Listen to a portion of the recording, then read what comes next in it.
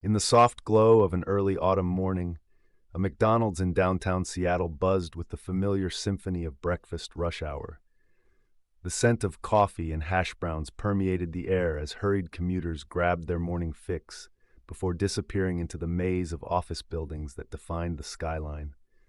Among them sat a man in his late 50s, unremarkable except for the careful way he studied his newspaper, folded precisely to minimize its footprint on the small table. The man wore a simple black t-shirt and faded jeans, his dark hair slightly unkempt and streaked with silver. A worn motorcycle helmet rested on the chair beside him. To the casual observer, he was just another customer enjoying a moment of solitude before facing the day. Few would have recognized him as Keanu Reeves, the Hollywood star whose films had grossed billions worldwide, whose face had adorned countless magazine covers, and whose kindness had become legendary in an industry often criticized for its ego and excess. Keanu sipped his black coffee methodically, his eyes scanning the newspaper article about child trafficking statistics in the Pacific Northwest. His brow furrowed slightly as he absorbed the troubling information detailed on the page. He had always been deeply affected by injustice, particularly when it involved the most vulnerable members of society. 3 tables away sat 5-year-old Tommy Alvarez, swinging his legs rhythmically as he waited for his mother to return from the restroom. His chocolate milk sat untouched, a paper straw wrapper twisted into a tiny snake beside it. Tommy's eyes wandered around the restaurant, taking in the colorful advertisements and the diverse array of people coming and going in the morning rush. When his gaze landed on Keanu, something flickered across the boy's face, a flash of recognition that seemed impossible for someone so young. His mother, Maria, had just returned to the table when Tommy whispered something to her that made her glance curiously at the actor. She shook her head gently, whispering back that they should leave the man to his breakfast. But Tommy was insistent, tugging at his mother's sleeve with unusual urgency. "Please, Mama," he pleaded, his voice barely audible over the restaurant's ambient noise. "I need to talk to him. It's important." Maria hesitated, torn between respecting a stranger's privacy and honoring her son's unexpected determination. Tommy had always been an intuitive child, sensitive to the emotions and needs of others in a way that sometimes startled her. After a moment of consideration, she nodded. "Okay, Mijo, but just for a minute, and be polite, remember?" Tommy nodded solemnly, sliding from his chair and making his way across the restaurant with deliberate steps. Keanu looked up as the small figure approached, his expression softening into a gentle smile. He had always had a special affinity for children, appreciating their honesty and uncontrived view of the world. "Good morning," Keanu greeted the boy, setting his newspaper aside. Tommy stood beside the table, suddenly shy in the presence of the man he'd been so determined to speak with. He shifted his weight from one foot to the other, gathering his courage. "Mr. Reeves," he finally said, his voice so quiet that Keanu had to lean forward to hear him. "I need to tell you something important." Keanu's eyebrows raised slightly at being recognized by someone so young, but he nodded encouragingly. "I'm listening."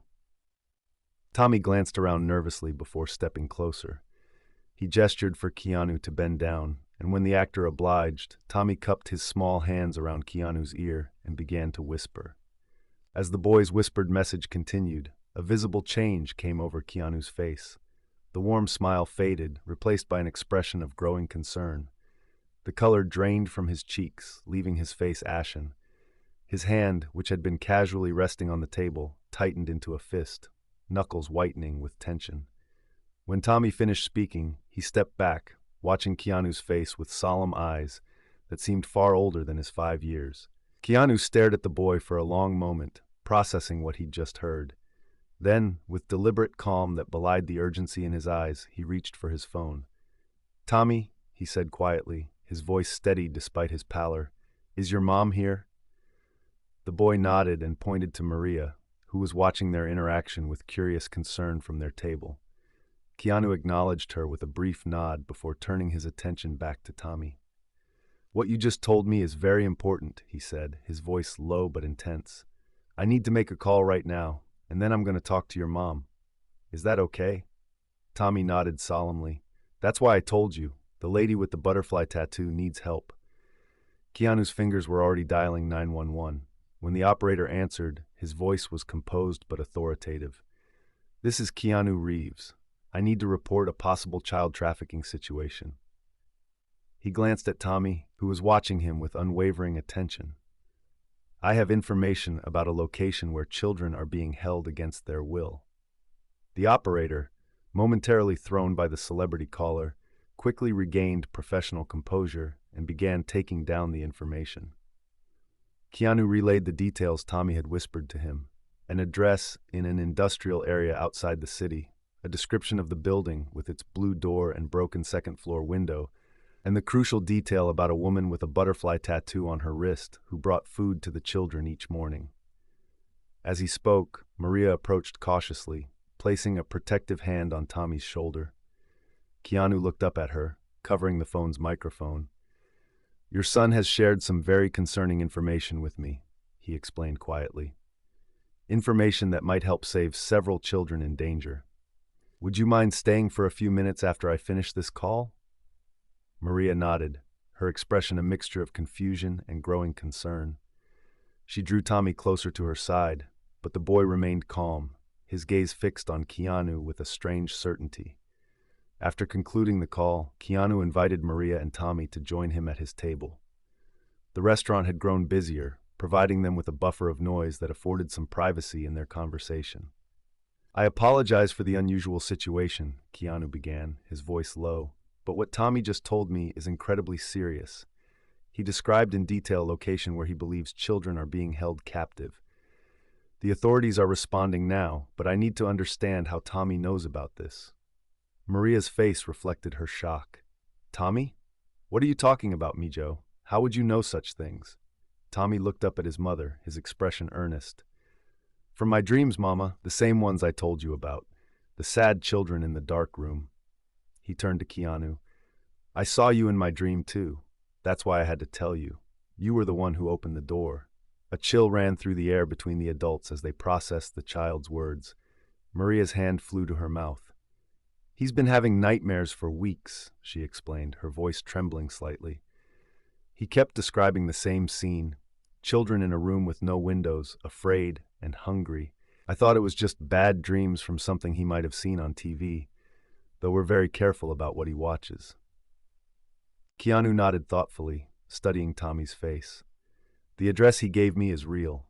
I recognize the area. It's an abandoned manufacturing district that's been scheduled for redevelopment."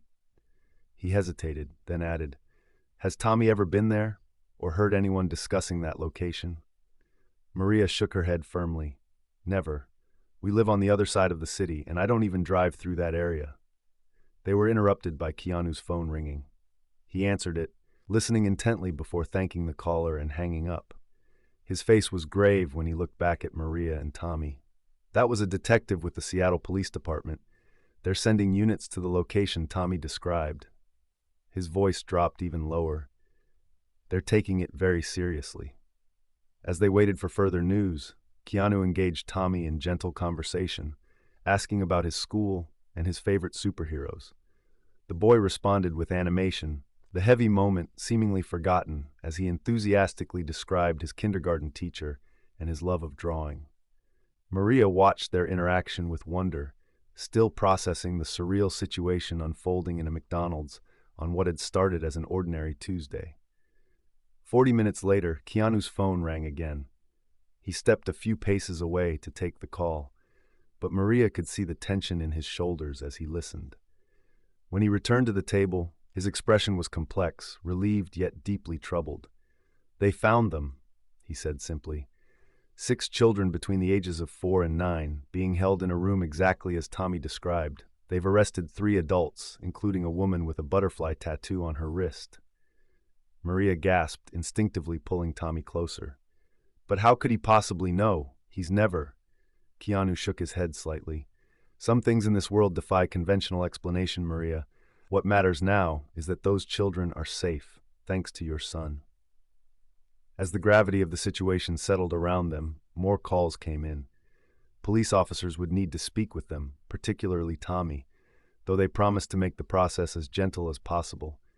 Keanu offered to stay with them throughout the process, using his influence to ensure Tommy was treated with sensitivity and care. By early afternoon, the story had begun to leak to the press. Keanu's presence at the McDonald's had not gone unnoticed by other patrons, and whispers of the actor calling 911 after speaking with a child had spread quickly. As they sat in a private room at the police station, an officer showed them a breaking news headline on his phone: actor Keanu Reeves instrumental in breaking child trafficking ring. "They're not mentioning Tommy," Keanu noted with approval. "That's good. The last thing he needs is media attention." Over the next several hours, the full story emerged piece by piece. The operation Tommy had somehow glimpsed had been trafficking children through Seattle for months, using the abandoned industrial building as a temporary holding facility before moving them out of state. The rescued children were now receiving medical attention and counseling, with social services working to reunite them with their families where possible. As evening fell, Keanu sat with Maria and Tommy in a quiet corner of the police station's cafeteria. Tommy, remarkably resilient, was drawing pictures on paper provided by a kind-hearted detective, seemingly untroubled by the day's events. "I've seen many extraordinary things in my life," Keanu said quietly to Maria, "but nothing quite like this. Your son has a rare and precious gift." Maria nodded, watching Tommy's sketch with focused concentration. "I always knew he was special," she whispered. "He feels things so deeply, notices things others miss. But this—" She trailed off, still struggling to comprehend the magnitude of what had happened. "The police psychologist mentioned something called remote viewing," Keanu continued. "It's a controversial concept, but there are documented cases of individuals, especially children, exhibiting unusual perceptual abilities. Whatever you call it, Tommy's intuition saved lives today." They were interrupted by the arrival of the lead detective, who informed them they were free to go home. The investigation would continue, but Tommy's part was done for now, though they might need to speak with him again in the coming days. As they prepared to leave, Keanu knelt to Tommy's eye level. "Thank you for being brave enough to talk to me today," he said earnestly. "You're a real-life hero, Tommy."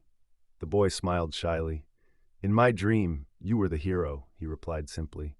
"You opened the door." Keanu remained still for a moment, visibly moved by the child's words. Then he reached into his pocket and pulled out a business card, handing it to Maria. "My personal number is on the back," he explained. "If Tommy has any more dreams that trouble him, or if you need anything at all, please call me, day or night." Maria accepted the card with trembling fingers. "I don't know how to thank you," she began, but Keanu shook his head. "No thanks needed. Just take care of this remarkable young man."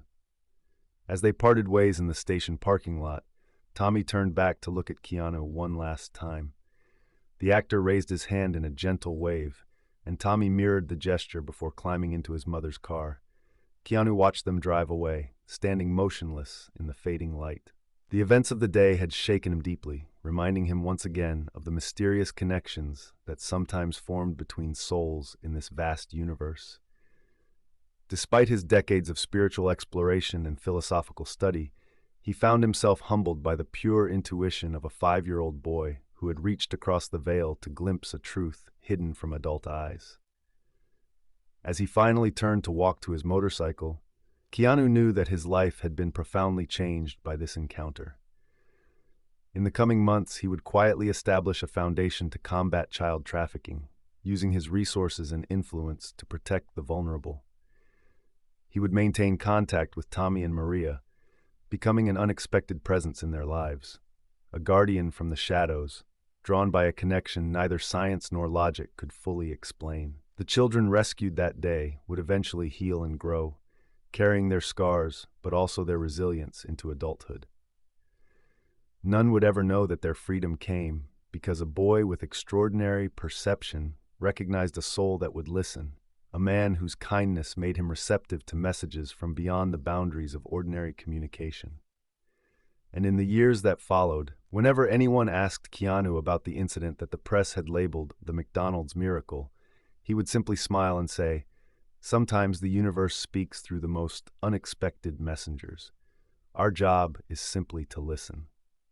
For Tommy Alvarez, the dreams eventually faded as he grew older, but his connection to the unseen remained. And the lesson he learned that autumn morning in a busy McDonald's would stay with him forever. That courage isn't about physical strength or grand gestures, but about speaking truth when it matters most, even when the only evidence you have is whispered by your heart. In a world often darkened by cruelty and indifference, sometimes the most powerful light comes from the smallest hands, and sometimes heroes are made not by their fame or fortune, but by their willingness to bend down and listen to a child's whisper.